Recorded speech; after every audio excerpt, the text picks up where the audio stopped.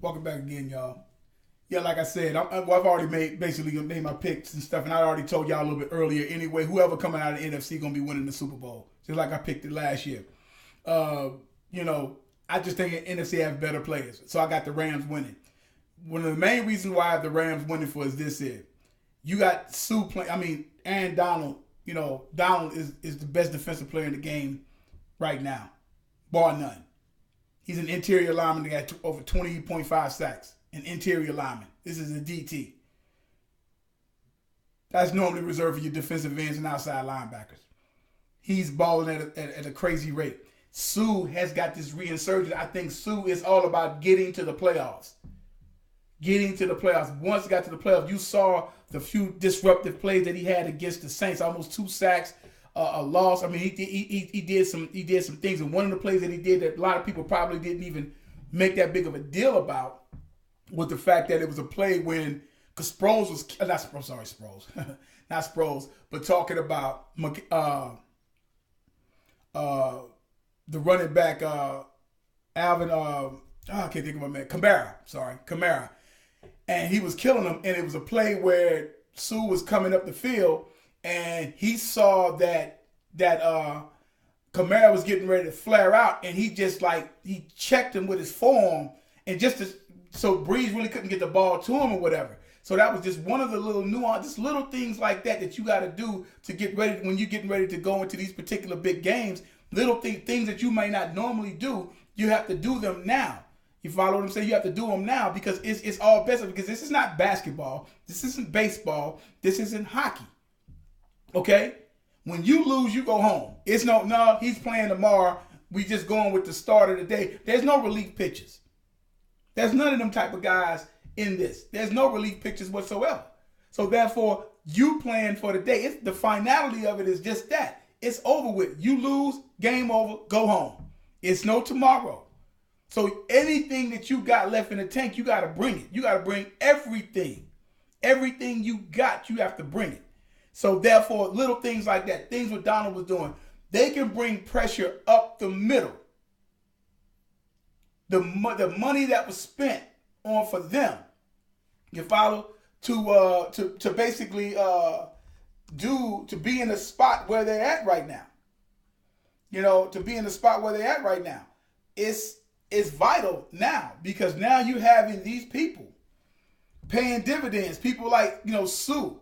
These guys are paying dividends right about now. So what needs to happen in this particular case is that you have, who do you have? You have Aqib Talib. You have Peterson at the corner. You know what I'm saying? You got those guys down. Aqib Talib he knows about the Pats because he played on those Pats team. He played against them in Denver and whatnot. He knows those guys. He knows what to do. This is what you pay them guys for. And this is what a lot of teams don't get.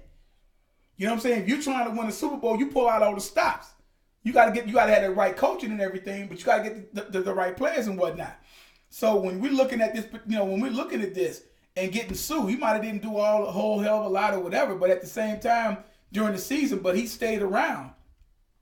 He stayed around to a point where it's like, if you look at the situation, if you look at what he did against Dallas, look at what he did against the Rams, and because he knows he don't have much longer left. He ain't but 32, but he's been in the league for a while and hadn't won nothing. Now, trying to get to a Super Bowl is something within itself.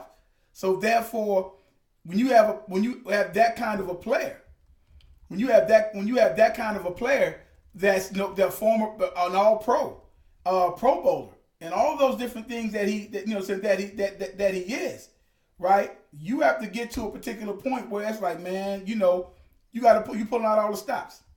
You got to pull out all the stops. You have to, and that's what's happening right now with those guys. And that's why I feel as though they got the edge. You got some New England players. You got Cooks. You got like I said, you got Talib.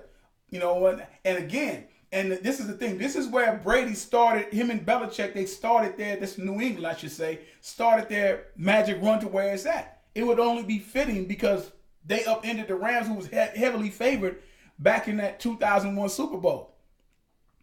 That was heavily favored. And, in all intents and purposes, should have won. But, they got punched in the mouth. Them guys sit up there and got at them as best ways they possibly could. So you have all of these different guys right now, you know, these guys need to be able to make something happen right now. And that's why it's vital for those guys to do what needs to be done. And like I said, it's like New England is almost like, I don't know, teams like this, it's like they have a philosophy, they have a system in place, and they play by that system. And it's not that they have the greatest of players, and you play the system, I'll make you win. They're winners. You have to punch them in the mouth and apply pressure on Brady. Those guys, Vital, Sue, and Donald up the middle. On offense, Jared Goff keeps doing what he's doing. Just the same game plan. Nothing major. And Todd Gurley is going to be the straw that stirs the drink. You heard it here. This is where he's going to start and stop with him. The ins and outs of it, Gurley stood up there and said he was sorry against that of the Saints.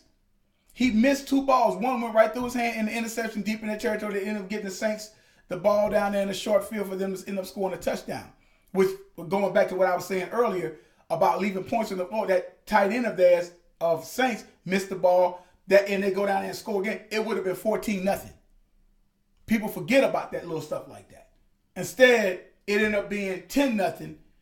It ends up being 10-0. And then by the time halftime, I think 13-10 or whatever the case it was, or something to that effect.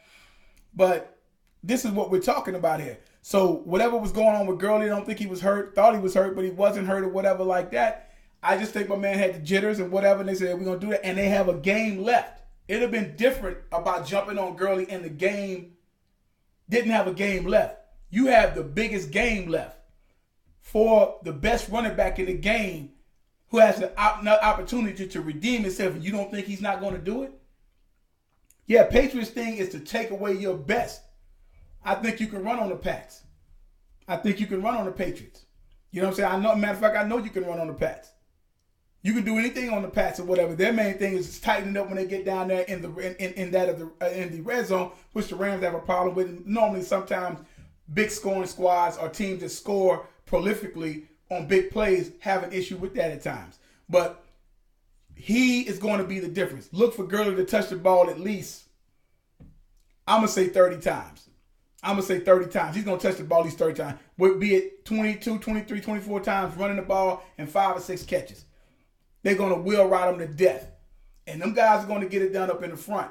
You know what I'm saying? They're going to have to get it done up in the front. But you pressure Brady and you tackle those guys. You got to tackle those wide receivers. You have to have good form tackling because they'll take a 4 or 5 yard dink and dunk and then try to turn it and get another extra 3 or 4 out of that. And then it's 2nd and 2. And they keep you in that and keep you in that and keep you in that. He dink and dunk you to death. And they have the corners to be able to deal with these guys. And I know our kid Talib is going to be teaching them guys what. I know them guys are going over crazy film probably right about now. I'm telling you, it's legacy time.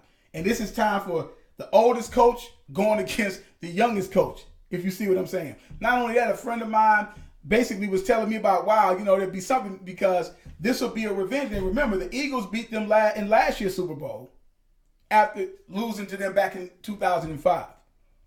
Now you got the Rams who can avenge the loss from the franchise from them losing back there in the Super Bowl back in 2001.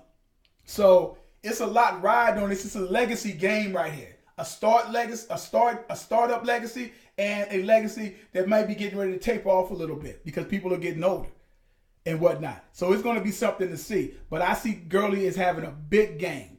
I see them guys coming in, balling, not afraid of nothing or whatever because of all of the hype and stuff that goes around New England and who they are and with Brady and all of them other guys and what they go about doing. This was going to be a game where these guys can set their legacies up. They can take this team can now get to a particular point where they can take the Rams and the Rams organization can start going even more up after the embarrassment of basically with Jeff Fisher being there, who was always basically an overrated coach in my opinion anyway. So yeah, it's going to be something to see. I'm looking forward to the game, but that's what my pick is. You know, that's why I got the Rams.